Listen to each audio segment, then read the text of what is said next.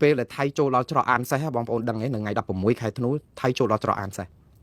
ពេលដែលគេចូលគេឈូសរោងលោកតាអ៊ុំ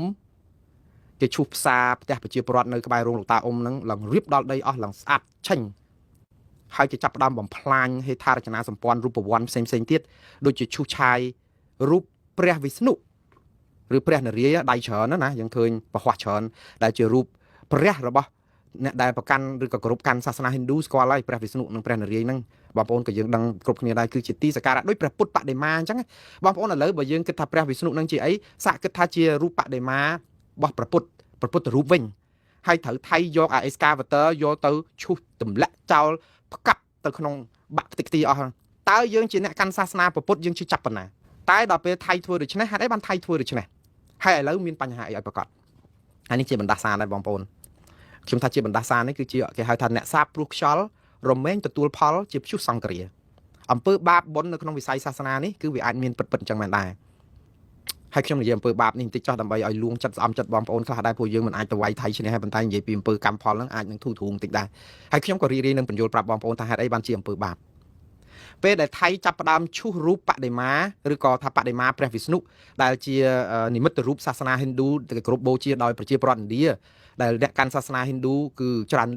រហូតដល់ពាន់លានអ្នកដឹងព្រោះនៅឥណ្ឌាភាគច្រើនកាន់ទាំងពុទ្ធសាសនាកាន់ទាំងសាសនាហិណ្ឌូខ្មែរយើងក៏តែអញ្ចឹងដែរព្រោះសាសនាព្រាហ្មណ៍សាសនាព្រះពុទ្ធហ្នឹងគឺយើងនៅលីឡំគ្នាទេពីដើមឡើយមកយើងកាន់សាសនាព្រាហ្មណ៍ហិណ្ឌូហ្នឹងតើព្រោះការសាងសង់ប្រាង្គប្រាសាទយើងបុរាណយើងច្រើនណាស់ពីដើមឡើយហ្នឹងគឺដើម្បីឧទ្ទិសទៅដល់ព្រះវិស្ណុទេទៅរឿងសាសនាហិណ្ឌូហ្នឹងតើតែក្រោយមកដោយសារព្រះជាខ្មែរបដូរសាសនាហ្នឹងមកជាការកាន់តាមលទ្ធិព្រះពុទ្ធសាសនាទៅធ្វើឲ្យសំណង់របស់បុរាណដែលជាប្រាសាទបុរាណដែលជារចនាបថហិណ្ឌូសោះដូរទៅជាព្រះពុទ្ធមានរូបព្រះពុទ្ធរូបមានអីជំនួសវិញប៉ុន្តែនៅតែជារចនាបថរបស់ហិណ្ឌូអញ្ចឹងហើយបានជាការប្រារព្ធពិធីសាសនាអីនៅក្នុងប្រពៃណីទំនៀមទម្លាប់ខ្មែរគឺយើងរៀងគេហៅបលាយកាត់คล้ายច្រើនដោយសារមិនមែនដោយសារតែយើងមិនស្គាល់សាសនាយើងទេយើងសាសនាព្រះពុទ្ធក៏ប៉ុន្តែដោយសារតែទំនៀមទម្លាប់ប្រពៃណីនៃការប្រារព្ធទំនៀមទម្លាប់សាសនាហ្នឹងវាមានដោយទាំងហិណ្ឌូផងដោយទាំងព្រះពុទ្ធផងធ្វើឲ្យយើងច្បោកច្បល់គ្នាហើយក៏នៅតែគោរពតាមអញ្ចឹងធម្មតាទៅគ្រាន់តែថាអ្នកកាន់សាសនាព្រះពុទ្ធគោរពតាមសាសនាព្រាហ្មណ៍ដោយមិនដឹងខ្លួនដោយសារតែមានឥទ្ធិពលយូរហើយឧទាហរណ៍ការជឿទៅលើអរុក្ខអរិយអ្នកតាព្រៃភ្នំការប្រោះទឹកឬក៏ស្ដោះផ្លុំអីហ្នឹងគឺជាទម្លាប់របស់សាសនាព្រាហ្មណ៍សាសនាហិណ្ឌូប៉ុន្តែវាមានយូរហើយជឿលើអាគមអូមអាមក្តាមដុតភ្លើងអាលុតក្តាមឆៅអីហ្នឹងបក់ផ្លិតបក់អីដីហុយអីហ្នឹងមិនមែនជាសាសនាព្រះពុទ្ធទេវាជាទំនៀមទម្លាប់សាសនាព្រាហ្មណ៍ទេតាព្រោះយើងជឿបែបហ្នឹងប៉ុន្តែដល់ពេលយើងក្រងស្បង់ចីវរជាព្រះពុទ្ធជាបព្វជិតសម្រាប់សាសនាព្រះពុទ្ធគឺយើងភ្លេចដែរដោយសារតែយើងធ្វើទៅតាមការពេញចិត្តរបស់ប្រសក់ជើងវត្តឬក៏អ្នកដែលគោរពសាសនាទំនៀមទម្លាប់ប៉ុន្តែជាអ្នកកាន់ពុទ្ធសាសនាតែនៅតែជឿលើអាគមអូមអាមដោយសារតែស្ដោះផ្លុំបក់ផ្លិតអីចឹងទៅមានកសែកថាខ្សែអីគាថាអីចងខ្លះចឹងទៅធ្វើឲ្យយើងមានអីមួយថាស្អំចិត្តអីចឹងទៅវាបានផលដូចតែខ្មែរយើងទៅពេទ្យអីចឹងបើថាពេទ្យគ្រាន់តែប្រាប់ថាទៅផ្ទះវិញកុំបាច់លេបថ្នាំលេបអីទៅព្រោះជំងឺហ្នឹងវាអត់មានបញ្ហាអីធ្ងន់ធ្ងរអីទេ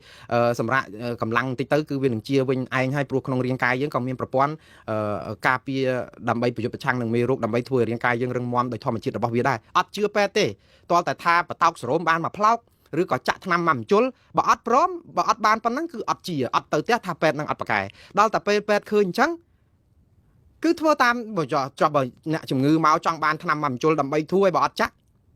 គេទៅផ្ទះអស់ហើយធ្វើមិនបានលុយអីដើម្បីទទួលទានទៅចិញ្ចឹមជីវិតទៅអាហ្នឹងគេធ្វើតាមអ្វីដែលយើងចង់បានដូចគ្នាអញ្ចឹងដែរពុទ្ធសាសនានិងព្រហ្មញ្ញសាសនាលាយឡំគ្នាយើងកាន់សាសនាព្រះពុទ្ធតែគោរពបប្រតិបត្តិតាមព្រហ្មញ្ញសាសនាដោយអត់ដឹងខ្លួនប៉ុន្តែសួរខុសហេវាមិនជាខុសឆ្គងអីទេគ្រាន់តែថាបងប្អូនយើងជួនកាលភ្លេចខ្លួនដែរធ្វើឲ្យអ្នកបោកក្នុងវិស័យពុទ្ធសាសនាហ្នឹងយកអារបៀបអូមអាមបក់ផ្លិតដីហុយអីចឹងទៅជឿតាមអីចឹងទៅតែប៉ុណ្្នឹងឯងប៉ុន្តែមិនមែនបានន័យថាបោះបង់ឲ្យបងប្អូនឈប់ជឿទៅអត់អីទេព្រោះគ្រាន់តែថាជឿអីជឿប្រើបញ្ញាព្រោះលោកបដៅមកប្រពុតលោកថាជឿជំនឿអីក៏ដោយយើងប្រើបញ្ញាញាណយើងទៅបើជឿសុបដោយសារការងងឹតងងុលពេកជួនកាលចាញ់បោកគេអាហ្នឹងតែអញ្ចឹងតាហើយអញ្ចឹងបើចាញ់បោកគេកុំបន្ទោសព្រោះដោយសារគេយល់ចំណុចខ្សោយរបស់យើងឲ្យយើងចាញ់បោកគេឥឡូវងាកមករឿងព្រះវិស្ណុនឹងវិ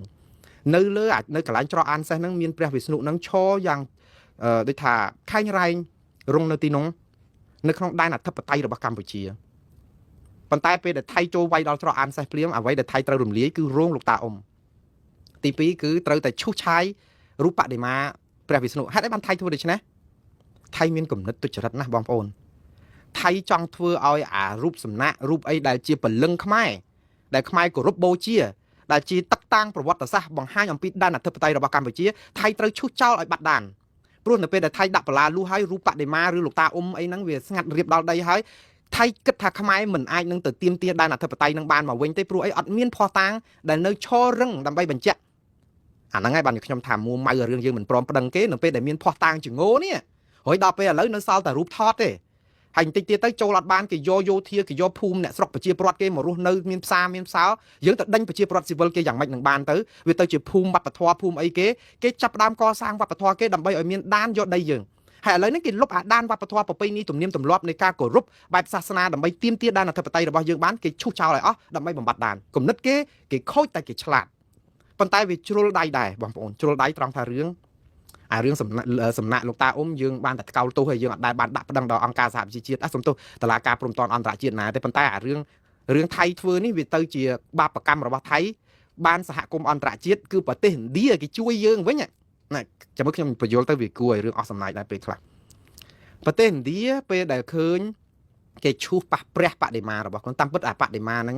អ្នកដែលប្រជាពលរដ្ឋខ្មែរយើងក៏នាំគ្នាដែលគ្រប់ពុទ្ធសាសនាតែលាយជាមួយហិណ្ឌូហ្នឹងក៏ជួយថ្កោលទោសតាំងពីដើមទីមកដែរហើយគាត់ថាឥទ្ធិពលហ្នឹងមិនខ្លាំងដូចឥណ្ឌាទេព្រោះឥណ្ឌាមាន1000លានអ្នកជាងដូច្នេះនៅពេលដែលដំបូងឡើយគឺមានអតីតតំណាងរាស្ត្រឥណ្ឌាមួយរូបគឺរហរឿងថាប្រមាថសាសនាអញ្ចឹងទៅអញ្ចឹងថៃចាប់ផ្ដើមរៀងដូចញ៉ៃចាប់ផ្ដើមឃ្លីងឃ្លងដល់ស្រាប់តែអស់ពីតំណាងរាស្ត្រហ្នឹងគឺក្រសួងការបរទេសប្រទេសឥណ្ឌាគឺរដ្ឋាភិបាលឥណ្ឌាតែម្ដងគឺកោលទោសអំពើ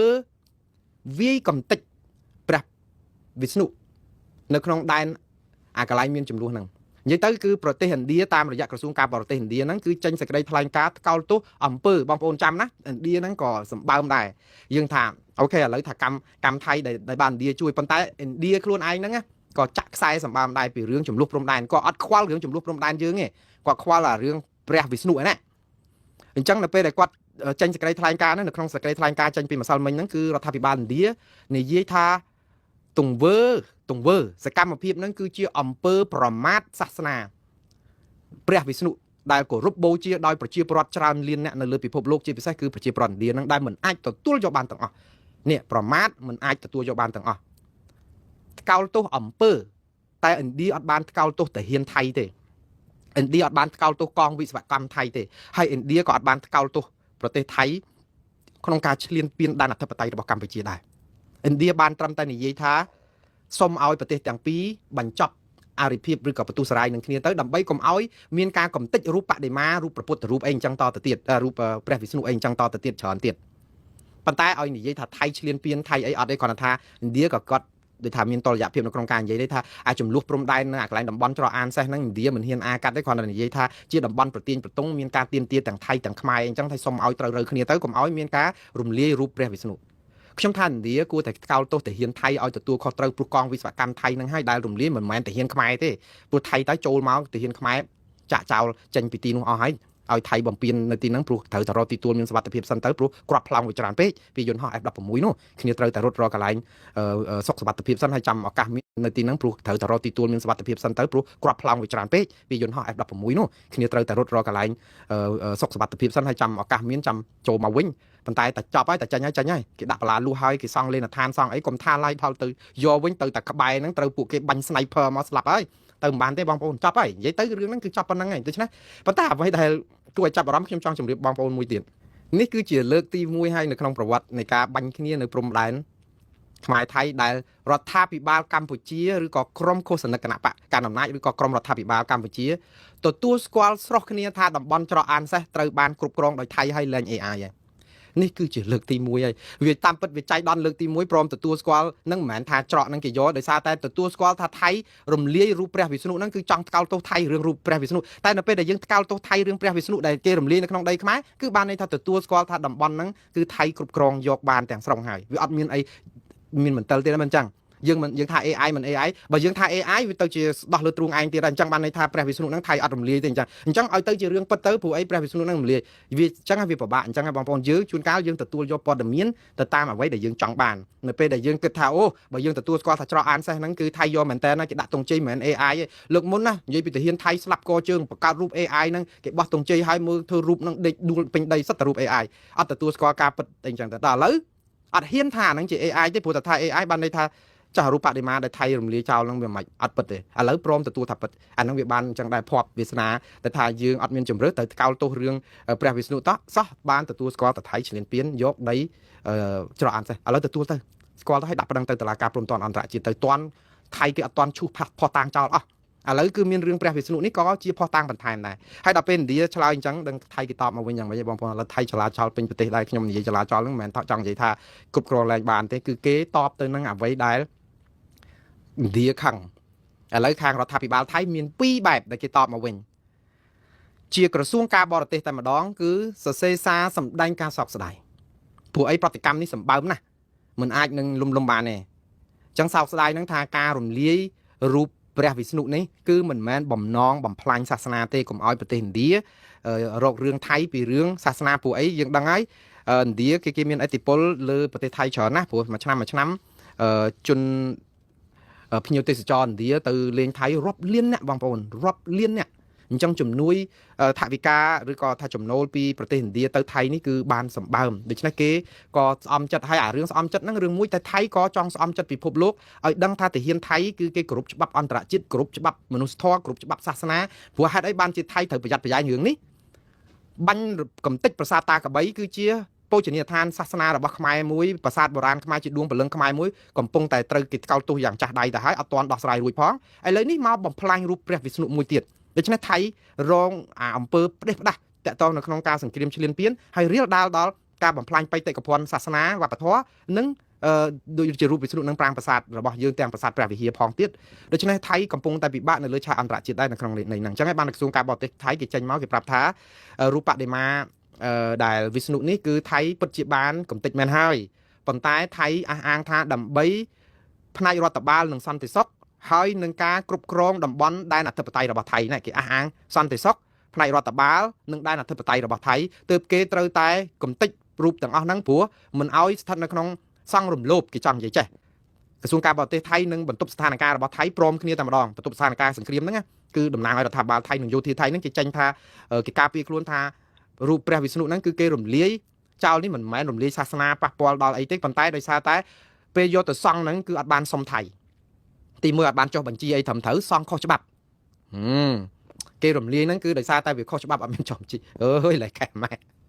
មានតាក់តងអីទៅសុំថៃបើវានៅក្នុងដីខ្មែរសោះហ្នឹងពុំតែឆ្ងល់រឿងអីដែលត្រូវទៅសុំថៃសង់រូបសំណាកព្រះវិស្ណុនៅលើដីខ្មែរហើយទៅមកចេញមកថាអត់មានចុះបញ្ជីក៏ចិត្តតែទៅរួចដែរថៃខ្ញុំសុំសរសើរដែរប៉ុន្តែគ្នាកំពុងតែលំបាកដែរគេហៅកម្មពៀននោះថាបើតាន់ហន់ត្រូវបដាសាអញ្ចឹងទៅចិត្តតែបកស្រាយអញ្ចឹងទៅហើយអ្នកស្ដាប់មកហ្នឹងគេចិត្តតែឆ្ងល់ថានៅក្នុងដីខ្មែរសោះមកបំផ្លាញនិយាយទៅវាចង្រៃរឿងបំផ្លាញហេដ្ឋារចនាសម្ព័ន្ធរបស់ខ្មែរអស់ហើយខ្មែរស្រែកស្អកកហើយព្រោះអត់បានផលព្រោះអត់ប្តឹងទៅតុលាការយុត្តិធម៌អន្តរជាតិ ICC ដល់ទៅពេលប៉ះឥណ្ឌាគ្នាគេច្រើនដែរហើយប៉ះរឿងសាសនាទៀតអូកុំលេងឲ្យសោះរឿងសាសនានេះអូធ្ងន់ធ្ងរណាស់បាទគឺដឹងថាបើមិនដោះស្រាយទាន់ពេលវេលាទេគឺអាចរលាយខ្សលហើយ